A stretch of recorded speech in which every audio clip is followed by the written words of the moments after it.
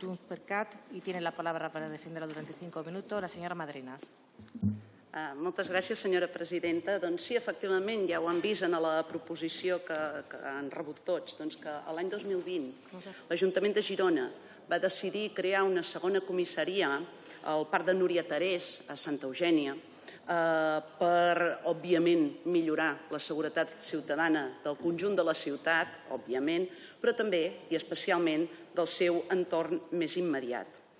L'Ajuntament en aquell moment va considerar que aquesta nova comissaria permetria incrementar més presència de la policia local, de la Guàrdia Urbana, en aquell entorn i, per tant, es reduiria el temps de resposta davant de qualsevol incidència en termes de seguretat i, per altra banda, i això també semblava molt important, milloraria la relació entre policia i ciutadania amb molt més coneixement directe de la policia de totes les necessitats en tots termes, no només de seguretat, sinó també de cohesió social i de problemàtiques veïnals, etc., a Santa Eugènia. El 31 de desembre del 2020, aquesta partida va quedar inclosa en els pressupostos generals de l'Estat per a l'any 2021.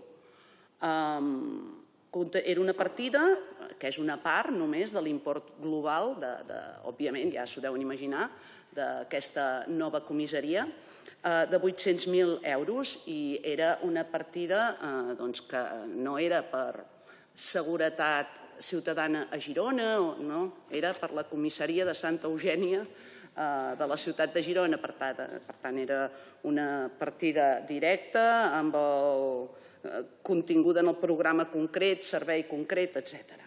Però, tot i les reiterades peticions per escrit i verbals de l'Ajuntament de Girona des del primer moment, el govern socialista es va negar. Però és que es negava dient-ho directament que no ho farien, que no pensaven fer efectiu aquest pagament. Jo avui una mica voldria que passessin una mica de vergonya, sincerament. Una partida aprovada, directa, nominal, de fa 4 anys, del 21, del pressupost del 2021, en termes de seguretat, en la demarcació que menys inversions de manera històrica, comprovable per tots vostès, rep mai de l'Estat espanyol. Votaran que no? No faran pagament del seu deute a la ciutat de Girona? Seguiran incomplint les seves obligacions amb la ciutat de Girona?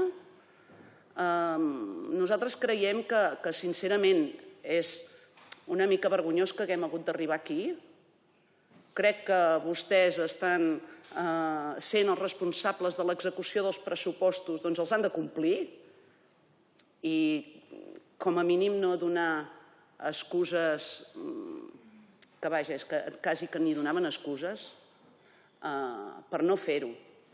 No per Junts, no per qui governava l'Ajuntament ni per qui el governa ara, per la ciutadania, els veïns i les veïnes de Girona, que sabent com estan les finances locals en general, almenys a Catalunya, en el nostre país, sabent com estan les finances locals i municipals, és posar en situacions complicades no fer pagament de quantitats així importants, que segurament per l'Estat és una minúcia, però que per un ajuntament com el de Girona és molt important i permetria dur a terme moltes altres polítiques de tot tipus que afavorissin les necessitats dels seus veïns i veïnes. Per tant, espero que no s'hagin de tornar a enrojolir i que ara votin a favor i, sobretot, més que votin o no a favor, sinó que m'estic referint al Partit Socialista, ostres, que facin el pagament, que facin la transparència. Moltes gràcies. Gracias, señoría. Como no se ha presentado ningún tipo de enmienda, vamos a pasar directamente al turno de